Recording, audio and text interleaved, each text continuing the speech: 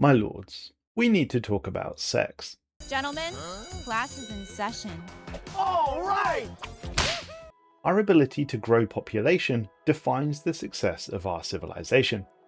It is perhaps the single most important metric across the Commonwealth and indeed all empires.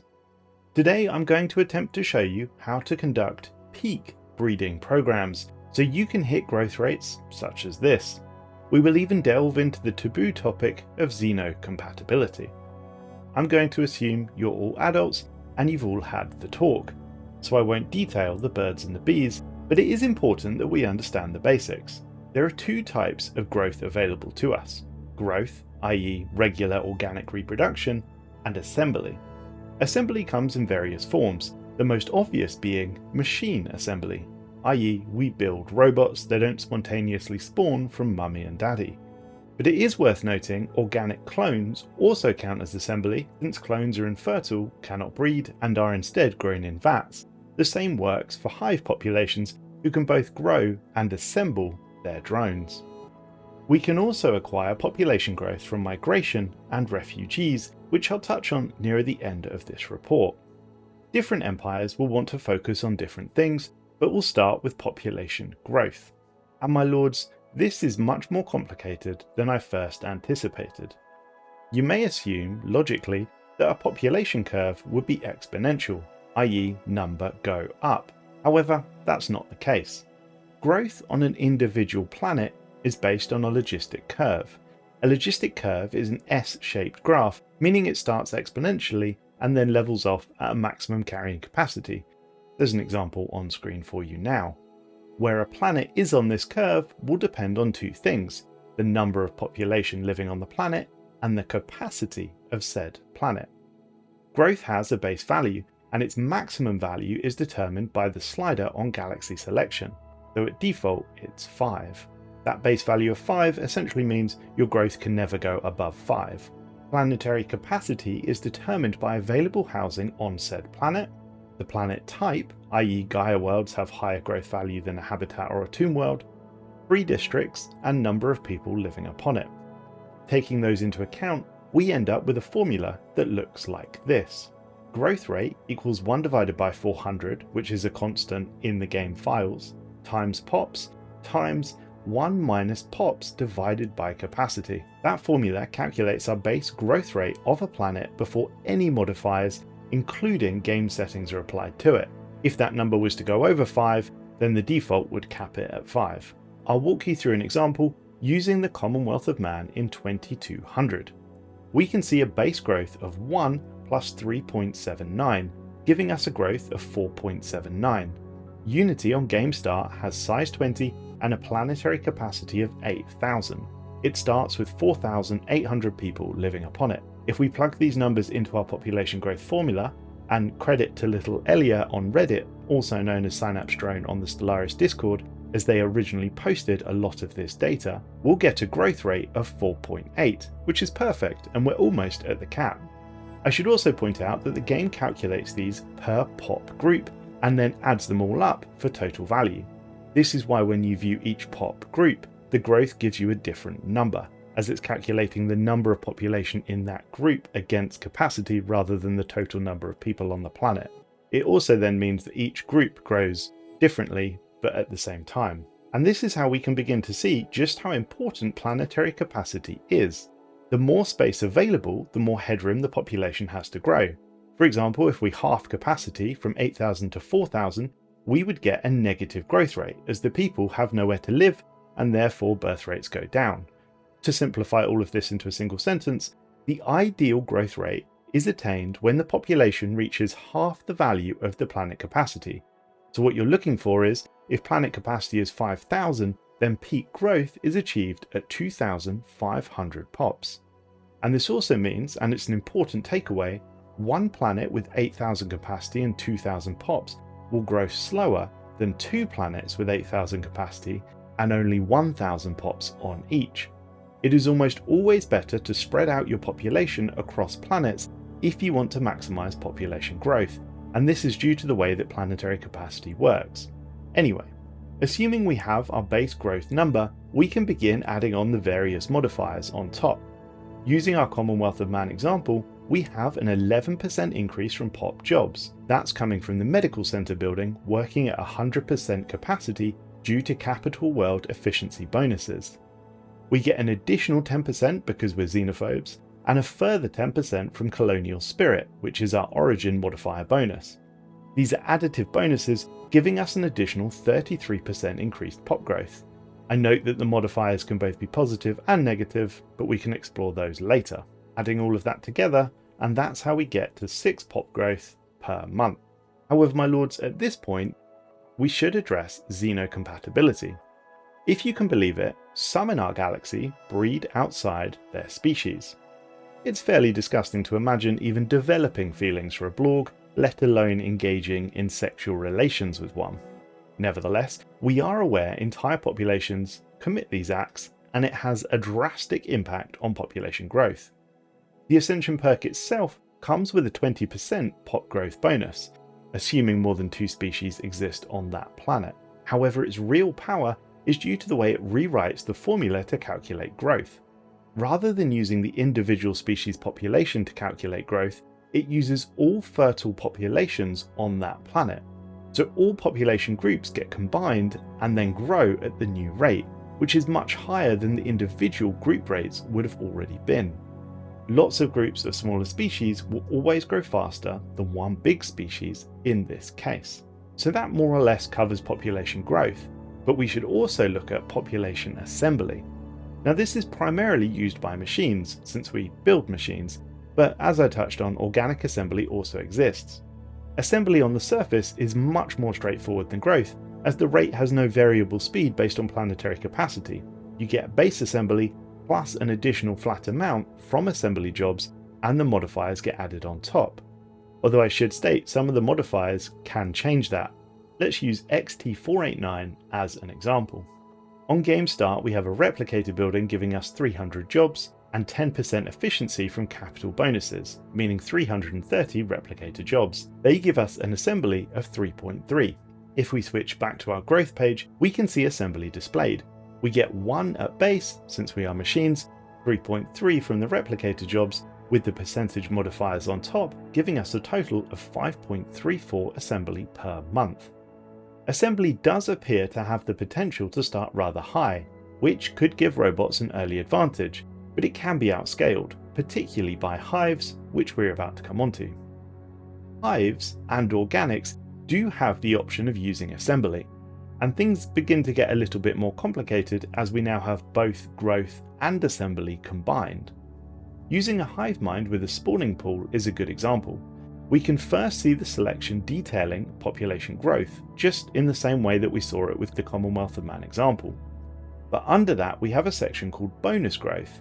This, although it says bonus growth, is actually assembly, and rather than adding the assembly on top of each population group's growth rate, as remember they grow independently, it splits the assembly number across all population groups.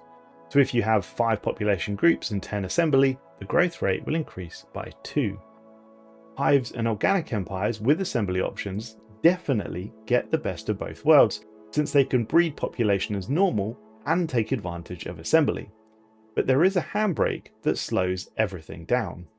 Growth scaling penalties. This is the second of the game settings that we select on game start. By default this is set to 0.25. This modifier controls your ceiling of total pops across your whole empire. Effectively, the more people you get, the harder it will become to attain new ones. But this is an empire-wide effect, it's not specific to individual planets, and furthermore this impacts assembly and growth, sort of bringing them back to par.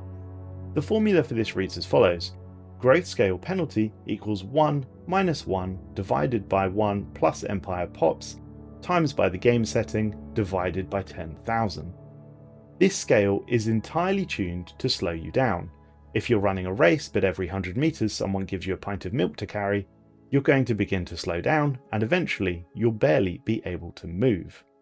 To help visualize this, at default setting, 10,000 pops will give you a 16% growth penalty, and remember that's empire wide. 50,000 pops gives you a 50% penalty, and 100,000 pops gives you a 66% penalty. By the time you make it all the way to 1 million, your growth rate will be slowed by 95%. This restriction is entirely separate from anything else. Even if you had 100 ring worlds with billions of available housing, your species will never be able to reproduce in enough time to fill them, at least in a conceivable time frame. But we should also touch on migration, which can also impact population growth on a planet, and is quite convoluted as we have no real way of seeing how many people have migrated beyond what we can just see per month. Only civilians have the option to migrate, assuming migration is allowed for that particular species. They will only seek to migrate to other worlds if the destination has available jobs, housing, and at least 20% habitability. Slaves and robots can also migrate, but a transit star-based module must be active in system, or a slave processing facility is on the planet. It's important to note that population will not auto-migrate from a planet that's under 61 months old, and will only migrate to planets within their own empire, unless migration treaties exist, in which case all planets with whom you have a migration treaty will become target destinations for your migrating people. Unmodified, only 10 people can migrate per month, and by migrate in this case I mean leave, though this can be increased via buildings and technologies. As far as I'm aware, it can go as high as up to 60 per month can leave, depending on councillor positions and technologies. Migrants will select planets which most fit their habitability preferences where possible, though of course we know that isn't always possible. This is noteworthy though, as if an empire who you have a migration treaty with has beautiful Gaia worlds with plenty of unused space, available jobs and housing, and you just have stinky tomb worlds where everyone's not having a good time, any civilians in your empire could certainly view this as a wonderful opportunity to get away and leave for pastures green. Of course, this can work in both ways. If you create viable destination targets for species with whom you have migration treaties, you can watch the growth from migration begin to climb. This of course can be a very effective way of acquiring population later in the game, when the growth scaling penalty has really begun to ramp up. It may be more effective to create a pristine jewel of a planet with which to entice potential migrant workers, particularly if you find your allies have a lot of civilians. It's also worth touching on refugees, though you can't attract refugees in quite the same way, and obviously refugees have to be fleeing something to be refugees in the first place.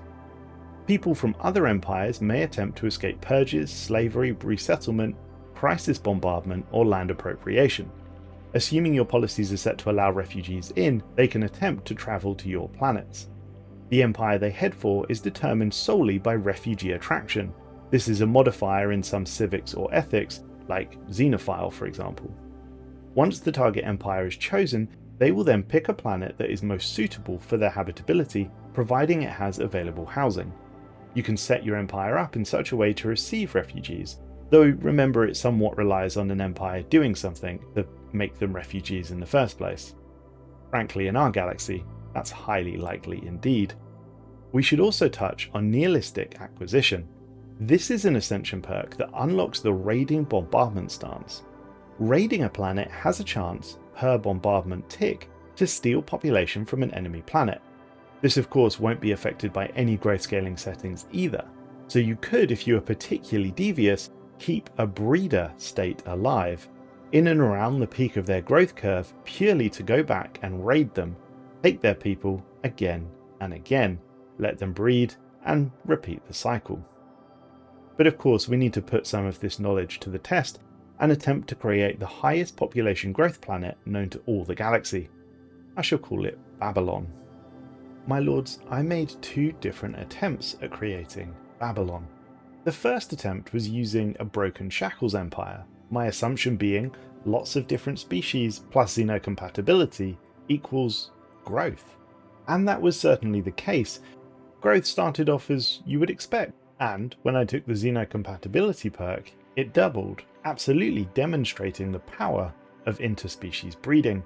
However, try as I might, on a single planet, I could not get pop growth as high as I wanted, a measly 10 or 11. While this is fine, it's certainly nothing special. What is special is what hives can do. If we swap over to the invasive species weed empire that I made, This is an overtuned hive mind, and its sole goal is to grow, budding being a key factor in this. We also took cultivation drones, which gives us population growth, as well as pre-planned growth, an overtuned trait that gives us approximately 30% pop growth speed. On top of that, we have invasive species, which for every negative trait gives you 5% growth speed, which is even better, and fleeting excellence, because why not? Now, this took some time to ramp up, and I did have to take several different things to get there. For example, we took the expansion tradition tree because it gives pop growth. I then looked to ascend, and of course cloning is the way. Why? Because it increases bonus growth. Remember, that's population assembly, and that is where growth really kicks in. As we watch the years roll by, you can see that growth itself more or less stays the same. What's increasing is bonus growth, and that's somewhat coming from budding, but also from spawning drones as well. Interestingly, you can also see the penalty begin to stack up nearby. But although 28 was high, it wasn't high enough. To go even further, we had to create a nest world. Now, a nest world adds more spawning districts onto your planet. It's something that's Hive exclusive and is a specific district speciality. Incidentally, a Hive world also gives you a population growth bonus as well. Now, what you can see here is, despite our population being 5,000, well below the peak growth, bonus growth, assembly, is through the roof, and the vast majority of our bonus growth is coming from spawning drone jobs. However, we will find, because of country growth scale, that growth number is going to slow down over time. I did wonder, however, if budding would ever scale past the country growth scale.